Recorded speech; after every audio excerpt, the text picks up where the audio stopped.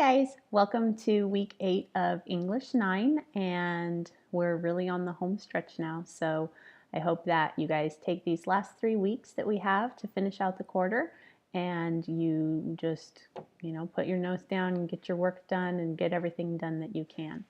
By now, everything is locked, so you can't do anything from weeks 1 through 6 any longer, but you can still work on week 7, which was last week's assignments, and then the rest of the assignments from this quarter. Now you can work on all of this until the end of the quarter, which for our purposes, so that we can have a day to grade everything, we're closing everything on Thursday, March 22nd, and that will give us the Friday to get everything graded before we start quarter 4 on the following Monday. So just keep those really important dates in mind. This week, you guys are going to work on a few shorter assignments, so that will hopefully give you the opportunity to catch up on any of last week's work if you didn't get it done.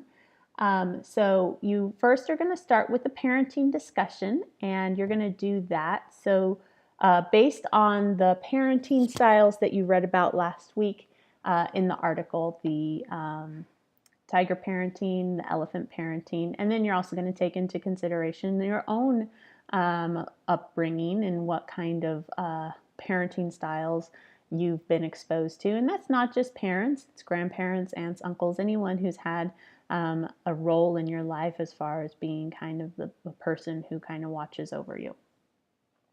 Then after that, you have 2 assignments. Now we're starting into our nonfiction here.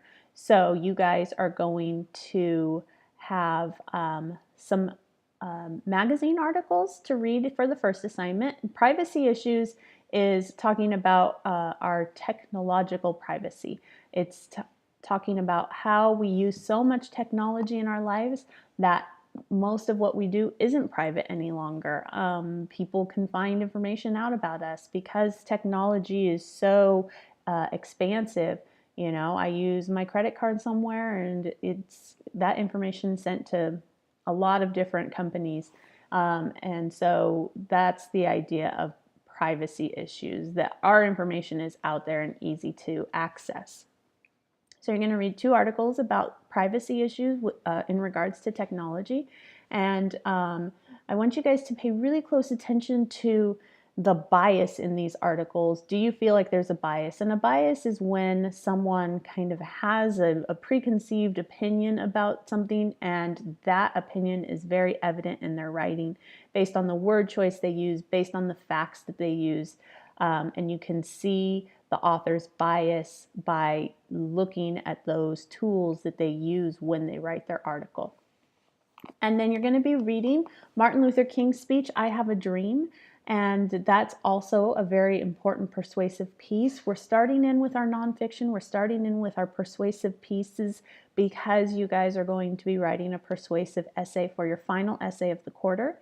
And so I want you guys to be exposed to different styles of persuasive writing. Take note of how they write. Take note of the kinds of persuasive techniques that they use in their writing so that you'll be able to incorporate those same techniques into your own writing at the end of the quarter.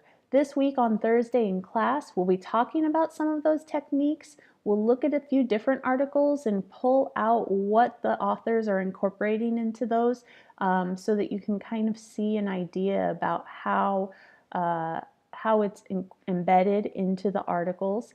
And then we'll also get you talking about thesis statements for your persuasive essay. So coming to Thursday's class is going to be really beneficial to help you get ready for that persuasive essay that you'll be writing in a couple of weeks.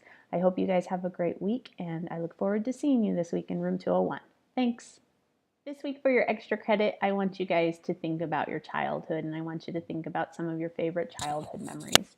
So this last week, we had a pretty cold morning, and so my girls were out in the front yard on our frosty front lawn, and they kind of had some fun.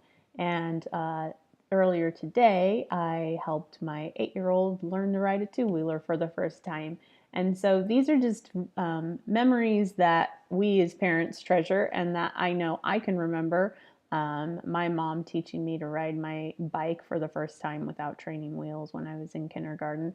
And these are just things that stick with us. So this week, if you want to earn some extra credit, I want you to go ahead and tell me in a short paragraph, 3, 4, 5 sentences, your favorite childhood memory. Thanks, guys.